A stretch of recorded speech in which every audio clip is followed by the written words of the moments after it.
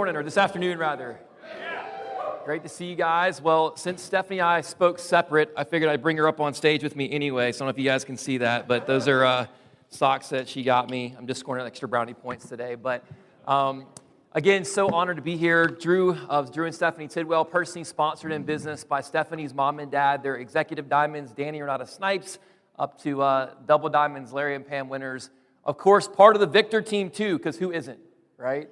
And but just blessed to be here. So I've got a lot of ground to cover. I'm going to try not to talk too fast because I have a tendency to do that sometimes. But I am going to just dive right in here. So let me open up and just share with you a pretty interesting stat, at least to me. There are more Americans living today than have ever died in American history. There are more people living in America today than have ever died in U.S. history, which means that we are currently living in a season, it's the most crowded, chaotic time in history. But I believe that we were creatively designed for such a time as this, and during this stretch, there's some interesting things going on. There's Gen Z is what they're called, and here it is in this modern culture. Let me share with you some statistics about Gen Z, and if you're a Gen Zer, I'm not coming at you to beat you up here, but I am going to give you a little harsh dose of reality, and then we're going to talk about the solution. So here you go. The average Gen Zer will switch their college major 3 times. Their average tenure at a job until they're 35 years old is under 1 year. They will have 10 to 14 jobs by the time they turn 40 years old. Based on multiple different studies, they have been recorded as having the shortest attention span in history. Their start to quit average time on anything, whether it's a sport, a hobby, a career, anything, the average start to stop time is under 60 days. And the reality is that they have been described as having a microwave mentality. Now, the problem with that is that we live in a crock-pot business, right? It takes time. So here's what I'm getting at. I didn't come at you to beat this generation up, and I don't really feel like the generations that have come before them are all that much different these days because there's just so much noise in our life, so much noise. I don't think that we have less time. I don't think people are more busy. I just think that we've invited more noise into our life. We're way more distracted. We're filling time with things that just aren't fruitful and productive, maybe comparative to prior generations. And so if you want to succeed, I think we have to recognize we have 2 massive competitive advantages. If you're a Gen Zer, for instance, all these stats of people quitting and starting and stopping, I would tell you that first and foremost, your competitive advantage is just to finish what you start. Just by finishing what you start, you're going to blow away the vast majority of the competition. You really will. The second thing I'm going to tell you is to skill up. That's my second big tip. We have said for years, I'm guilty of this. How many have ever caught yourself saying that this business is just a numbers game? Have you guys ever said it? I've said it. Partially true, but it's more of a skills game than it is a numbers game. I've seen people churn through numbers for years in this business, but they didn't discipline themselves to be a great student of the business, to be a great student of dealing with people. And so they churn through numbers and never seem to gain traction.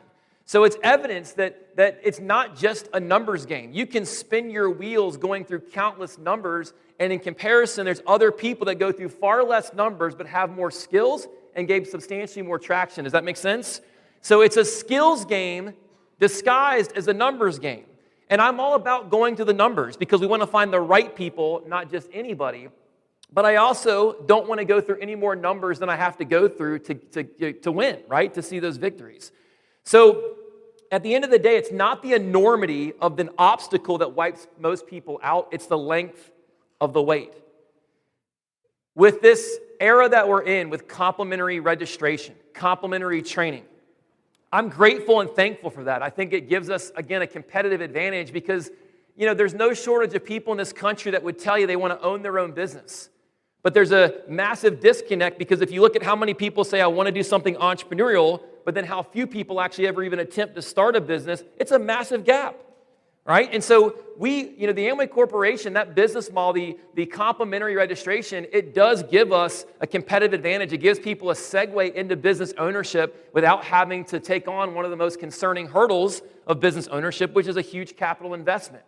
But the challenge we have is if someone starts a traditional business and they spent $50,000 to start it, and the fourth day they're in business, it's harder than they thought. They discover it's going to take longer than they thought, more work than they thought. What would they do? Well, they have 50,000 reasons to figure out how to make it to day 5.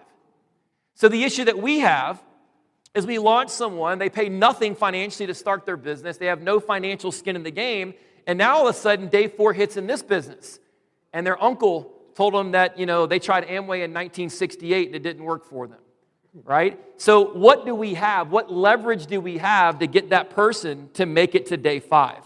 So the reason I'm telling you that is because I meet people all the time and they go, we don't have a sponsoring problem. We have people getting in business.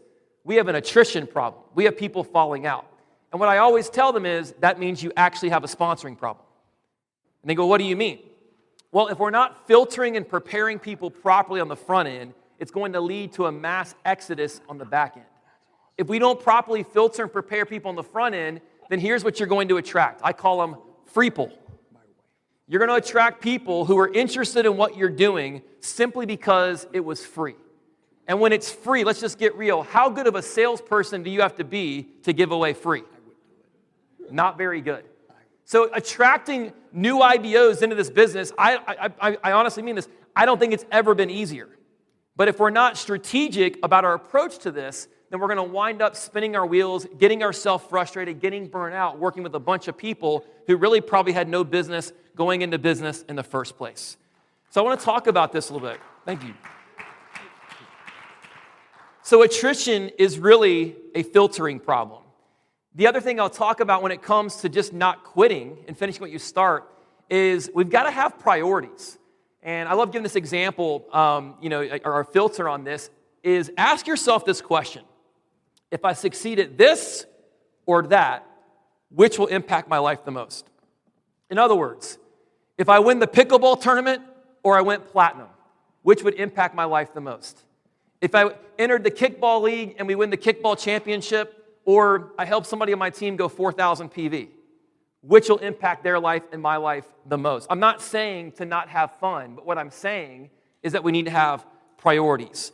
The Amway business is not mine and Stephanie's number one priority, but it's also not our 13th, right? We believe in a vertical alignment of God, family, and then business. So what I'm getting at is that the business, if it's going to succeed, if we want it to pay us like a business, we need to treat it as such. And for that to happen, it's got to be up there in the top 5 of that list of priorities. It can't be something that we're just sweeping under the rug if we want it to succeed and maybe potentially move on to a platinum-sized business. So we just have to have priorities. And what I found is if you're ever struggling to create energy, right, to really get out there and create that energy to go after your business, it's because we've lost sight of our vision. There's a great saying I heard years ago, and it said that when the vision gets blurry, the work gets hard. When the vision gets blurry, the work gets hard. So let me give you an example. Let's say that you're just having one of those days. You're headed off to work, and boom, flat tire. You get out to change the flat tire, and as soon as you get out, torrential downpour, you get soaking wet. You get to work late because of it. You go in to explain to your boss the situation of why you're an hour late to work, and instead of being understanding, realizing it was a situation outside of your control, they're micromanaging, they're yelling, they're upset, okay? And just things go on and on and on throughout the day. You know, you're coming home and you go a route that never has traffic, and then all of a sudden, boom, you're stuck in bumper-to-bumper traffic. It takes a 15-minute trip and turns it into an hour trip home. So you finally get home, and you're just gassed. You're just exhausted. So you get your favorite excess flavor. You sit in your favorite chair. You got your favorite snack. You pop it back in the recliner mode. You turn on your favorite TV show, and then boom, a fire breaks out in your kitchen. Tough day. Here's my question. When that fire breaks out, do you look at it and go, you know what? I've had a long day. I've worked hard. I'm exhausted. I'm tired. Just burn. Or do instantly, in spite of your exhaustion, do you instantly now have a new level of energy because that fire just took priority in your life? And see, that's the same way that me and Stephanie have learned that success happens, is that it has to be a priority. I don't mean a destination, I mean a journey of who you want to become in your life, the impact that you want to make. For me and Steph, this had to become more than dollars and cents. I'm not going to roll out of bed early tomorrow morning to make money to buy a car. But man, when I feel like what I'm doing has the capacity to not only impact our life, but to be able to impact and bless other people, now all of a sudden that priority in my life gives me an energy that just won't go away. It won't burn out. And so for some people, if you're feeling a little weary on your journey, by the way, the word weary means to lose your sense of pleasure. It doesn't just mean that you're tired. It means we've lost our sense of joy. We've lost sight of what we're really trying to work at and accomplish. How many of y'all, your life is better as a result of being in this environment, around these great people, and around this team? That's what gives us energy. That's what gives us energy. Amway is doing all kinds of great things, as we just heard, throwing out money to make the compensation plan, better for stuff. And as exciting as that is, I don't get out of bed tomorrow because Amway's Strong Start program. It's because that's all a reason for me to help people start having small wins in their life and be involved in their life long enough to make a bigger, lasting impact. Are y'all with me here? So we just got to get back to our first love and realize, man, why this team is special. Stop focusing on when something will happen and start focusing on how you'll make it happen. And I think it'll start to shift your priorities and recreate some energy. Let's talk about this being a skills game. I don't believe you're a time frame away from the goals that you have, as much as you are a body of work away from it. And that body of work can take 5 years, or you can cram 5 years of work into 2 years. I remember hearing Elon Musk one time say that he took his 10-year vision and decided to shrink it into 6 months. Because what's stopping you from doing that? Ourselves. And it doesn't mean he accomplished everything he had set out to do in 10 years and 6 months, but do you think he was more productive in that 6 months because he tried? Absolutely. So we're not a time frame, we're a body of work away. And that body of work, the size of it, is determined by how skilled that we get. Numbers matter, but skill reduces the numbers. Let me give you an example of getting skilled. There's a quarterback plays for the Eagles named Jalen Hurts. Jalen Hurts, a handful of years ago, was a high school quarterback. And every time he threw a football, he was throwing it for free. Then he earns a college scholarship. This is before NIL. So he gets into college and he starts throwing the same football. Now, when he got into college, did he access better teammates? Probably more talented players. Better coaching? Of course. Better resources? Of course. But all that did was enable him to get more skilled. He's still in college, and to our knowledge, he was throwing a football for free. Then, because of that skill set increasing, his value hence increased, he now gets drafted and goes to the NFL. His first contract by quarterback standards was actually quite small. A lot to us, but small by quarterback standards. After his first 4 years of playing, he started winning a bunch of games. His team won a bunch of games. And so they said, you know what? If we're going to keep this guy, we have to give him a bigger incentive. So at the time of his contract extension a few years ago, when he signed his extension, it was the largest contract ever paid out in NFL history. Until about 2 days later, and another quarterback beat it. But it was a huge contract. Here's how big his contract is. I ran some numbers. I'm a numbers guy, and I ran some numbers, and I looked at average passing attempts per game, how many games that they usually would win, if they make it to the round of playoffs, all this data. I crunched the numbers. You ready for this? Currently, every time he throws a football in a game, he's making $90,000 a throw. Wow. It doesn't matter if it's a touchdown or an interception. It doesn't matter if he's being rushed and just throws the ball out of bounds. I would do that a lot. It's $90,000 every time he throws a football. What changed? His skill set. Not the number of passing attempts, but the skill set is what compensates him more for every rep that he gets. Now, I'm not saying that we're going to make $90,000 every plan that we do, okay? Not an apples-to-apples comparison, but what I'm trying to tell you is that I can go through far fewer numbers today than I did the day I got my IBO number. And some of y'all may feel that same way, but let me tell you where people get stuck. Here's a question. What if you did the same work you did when you got started, but knew what you knew now? What we just explained to you is the formula that unlocks or bursts you through a plateau in your business. What if you did the same thing you did when you got started, work habit-wise, but knowing what you know now? That's the game changer. That's the game changer. And if that sounds exhausting, we got to get a fresh vision. So, skills in this business. For me personally, I think it starts with having a filtering mindset. There's different ways to build the business. I've seen people build huge businesses where they pitch and they recruit people all the way to big levels in business. But I just think that the world has changed a lot, guys. And people are more alike than they are different. So I just tend to believe that I feel better about building this business when I'm trying to locate interest instead of manufacture it. I don't like running around trying to make people a good fit. And the reason it frees me up is because I've realized that if someone is looking or not looking, when I have a conversation, I check or gauge their interest, whether they say yes or no, it doesn't matter. They're both a successful answer. It frees me up mentally. When I'm trying to pitch and recruit, if someone says no, it feels like a personal rejection. When I'm just gauging ambition and someone says no, they're not rejecting me, they're rejecting ambition. It's very, very freeing. The other thing is, you're only as strong as your weakest selection. What's way more damaging to a new IBO's belief level is sponsoring someone that quits.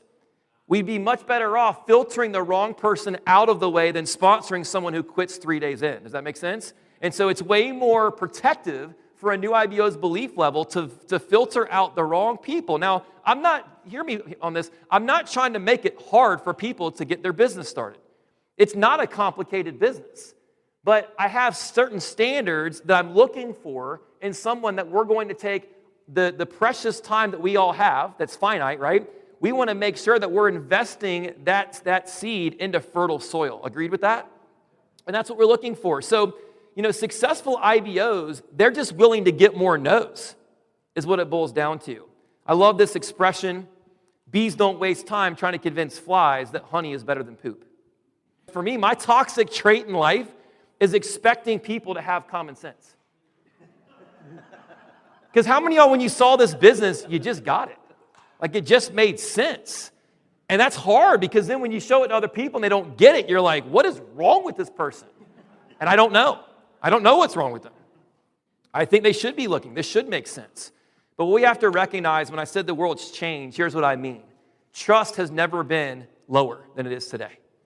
We live in an antitrust world, which means that when people make a decision to do something, if they're going to stick with it, it better be their idea. It can't be yours. And that's why pitching doesn't work. Because even if you have the gift of gab and you convince them, sell them on the features and benefits of this business, if they decide to do it, it's short-lived. 3-4 days later, the scrolling on Instagram is more enticing than building something that you convince them to do. So they need to convince themselves. And what I've found is that people are either going to run to something or run from something. So I either need to find out what is their goal and their dream, or I need to find out what is the uncomfortable thing in their life that they're sick and tired of that's going to allow them, when they get off of work, to stop scrolling and start building something. So here's my mindset. I stopped pitching a number of years ago, and it was a game changer in our business. And what I started to do is assess to advise. I assess people's situation, then I advise. What I see amateurs in this industry do all the time is they prescribe before they diagnose. Now, in the medical world, if you prescribe before you diagnose, what's that called? It's called malpractice. And doctors have massive, massive insurance policies to protect them from that, right? But I see people in this business literally implementing business malpractice all the time. They're prescribing the Amway business and the mentoring and coaching of the team to someone before they've even assessed what they're actually even trying to accomplish. So my advice would be to find the GUAC. Anybody like guacamole? It's not exactly what I'm talking about, but it's easy to remember. Find the GUAC. The G stands for the gap. What is their gap? The gap is where they're currently at compared to where they'd like to be. Where are they currently compared to where they'd like to be? We need to find the gap. Number 2, the U, is urgency. Why is now the right time? Have you ever filtered someone, taken them through a sequence of steps to educate them on how the business works and prepare them, and that everything was tracking well, and at the very back end of things, you've spent a couple weeks having and at the back end of things, they said, I thought about it, I just don't have time. You ever had that happen before? Well, guess what? That's actually our fault, not their fault. Because what we failed to do is detect why they had urgency on the front end. I want to know why they do have time early in those conversations so I don't get that excuse on the back end. So it's gap, it's urgency. Why is now the right time? The gap, you can ask a question like, hey, it sounds like if someone's got a good job, life's going good, I might say, hey, man, it sounds like things are going fairly decent. I mean, in your situation, what are you even looking to change if you could? And now all of a sudden I go, let me give you an example. I was talking to a guy that owns a dental practice the other day. And he was talking about how his practice was growing and him and his wife were loving the area and all this stuff. And I'm like, well, it sounds like you're already doing fairly well. I mean, like, what are you looking to even change about your situation if you could? And now all of a sudden the truth starts to come out. Well, quite frankly, I don't like being a dentist. I have a lot of student loans. He said, my fingers are exhausted by the end of the day. He said, I have to talk to people nonstop and act like I'm interested in everything they say. I can't understand what they're saying because when they answer my question, my fingers are in their mouth and they're, all this stuff. He just starts unloading.